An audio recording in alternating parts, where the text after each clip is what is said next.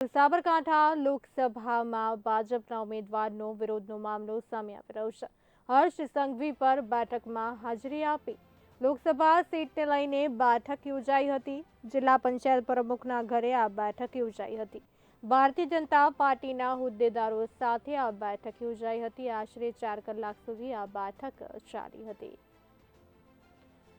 તો લોકસભામાં ભાજપના ઉમેદવારનો વિરોધનો મામલો સામે આવી રહ્યો છે। હર્ષ સંઘવી પર બેઠકમાં હાજરી આપી છે। હર્ષ સંઘવીએ પણ લોકસભા સીટને લઈને બેઠક યોજાઈ હતી।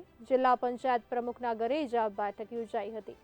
ભારતીય જનતા પાર્ટીના હોદ્દેદારો સાથે આ બેઠક યોજાઈ હતી, જેમાં આશરે 4 કલાક આ બેઠક ચાલી હતી।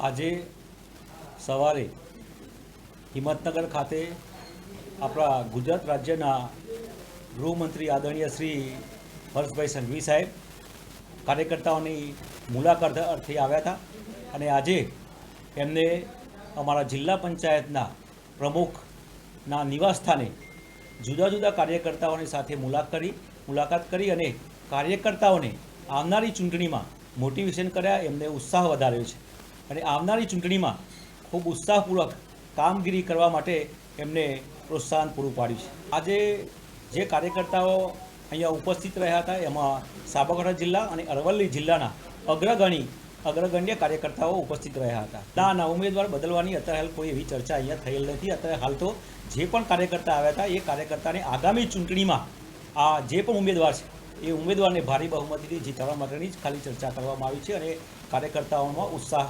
વધારવામાં આવે છે। આજે તો જે પણ કાર્યકર્તાઓ કોઈ વિરોધ કરતા હોય એ તમામને એમની જે પણ લાગણી હોય એ લાગણી આજે એમને આપણા ગૃહમંત્રીએ સાંભળી છે, એમને આશ્વાસન આપ્યું છે અને ભવિષ્યમાં એમને જે પણ કામ હોય એ કામ કરવા માટે એમને ખાતરી આપી છે અને આવનારી ચૂંટણીમાં એ કામે લાગી જવા માટેની દરેકને એમને સૂચના આપેલી છે।